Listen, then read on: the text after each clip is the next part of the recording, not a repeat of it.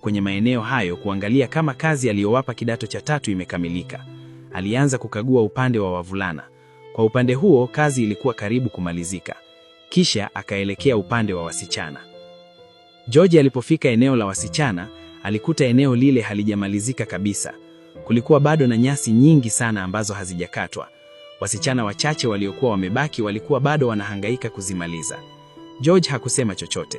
Alitazama eneo lile kwa muda mfupi, kisha akaondoka kimya kimya huku akionekana kukasirika. Kesho yake asubuhi, alitoa taarifa kwa mwalimu wa zamu kuhusu kutomalizika kwa kazi ile. Hakueleza kwamba baadhi ya wasichana walifanya kazi huku wengine wakitoroka. Alisema tu, kazi haikumalizika.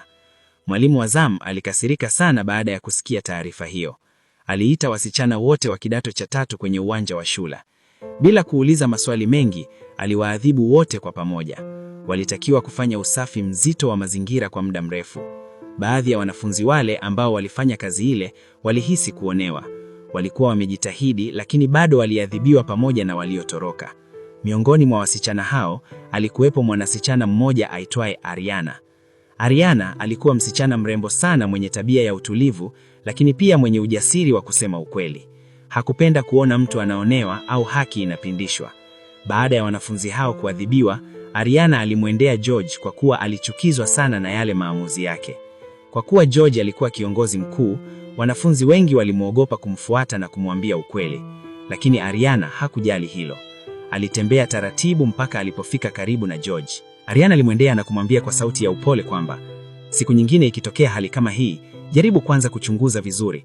Wapo ambao walifanya kazi ile lakini wameadhibiwa pamoja na waliotoroka. Maneno yake yalikuwa ya upole, lakini yalibeba ujumbe mzito. George alimwangalia kwa mshangao. Hakutarajia mtu yoyote angeweza kumwambia jambo kama hilo.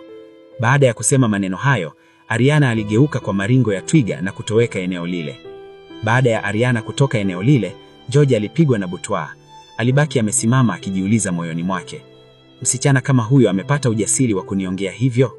Kwa mara ya kwanza, George alihisi mtu amemkosoa moja kwa moja. George alimwendea rafiki yake aitwaye Lamek na kumweleza hali iliyotokea kati yake na yule binti. Lamek alikuwa rafiki yake wa karibu sana tangu walipoanza shule hiyo. Mara nyingi alikuwa mtu wa kumshauri George katika mambo mbalimbali. Baada ya Lamek kusikia hivyo, alicheka kwa dharau kama Mario. Ha ha ha. Kisha akamwambia George, basi muombe msamaha yule binti, kwa kweli hukutenda haki. George alijibu kwa